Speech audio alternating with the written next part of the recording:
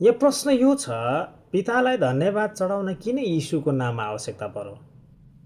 हामीले चाहिँ कसलाई चिन्न जरुरी छ? यीशुलाई चिन्न जरुरी हो कि पितालाई चिन्न जरुरी हो कि पितालाई पुकार्नु मात्रै यीशुको नाम लिनु तर यीशुलाई नचिन्नु भनेको चाहिँ के हो भन्ने कुरा पनि आज तपाईँ र मैले जान्न एकदमै धेरै जरुरी छ है।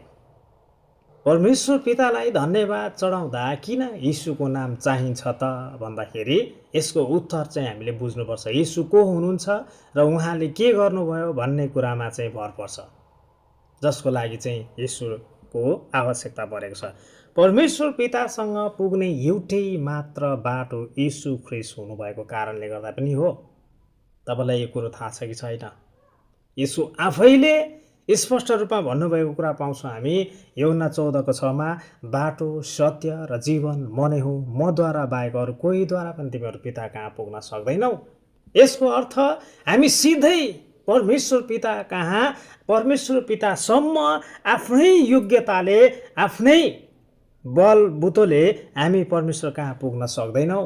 त्यसैले गर्दाखेरि आज यीशु चाहिँ के हुनुहुन्छ? परमेश्वर कहाँ पुग्ने पोल हुनुहुन्छ।